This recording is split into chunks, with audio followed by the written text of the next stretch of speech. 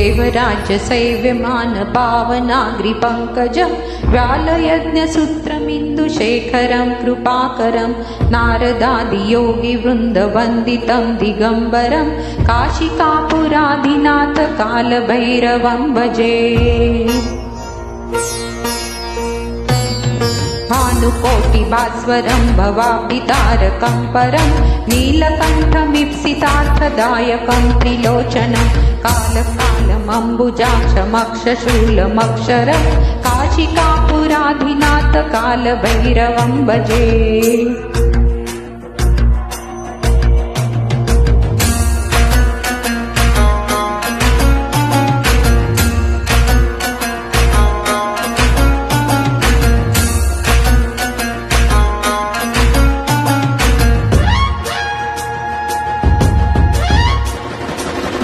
मुक्तिदायकं प्रशस्तचारु विग्रहं भक्तवत्सलं स्थितं समस्तलोकविग्रहं विनिक्विनिं मनोज्ञ हेम किङ्किणीलसत्कटी काशिकापुराधिनाथ कालभैरवं भजे।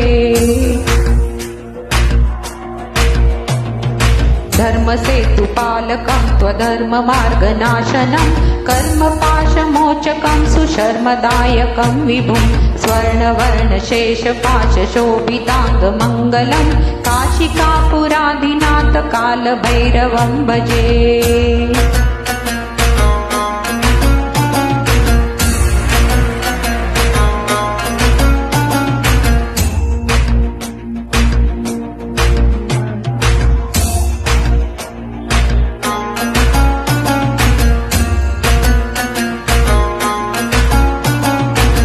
रत्नपादुका प्रभाभिरामपादयुग्मकं नित्यमद्वितीयमिष्टदैवतं निरञ्जनं मृत्युदर्पनाशनं करालद्रष्टमोक्षणं काशिकापुराधिनाथ कालभैरवं भजे।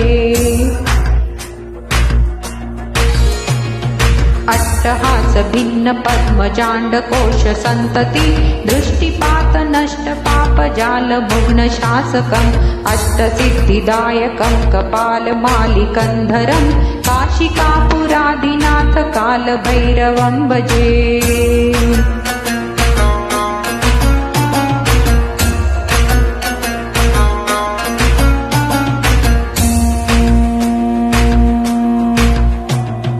भूतसङ्घनायकं विशालकीर्तिदायकं काशिकावासलोकपुण्यपापशोधकं विभुं नीतिमार्गकोविदं पुरातनं जगत्पतिं काशिकापुराधिनाथ कालभैरवं भजे।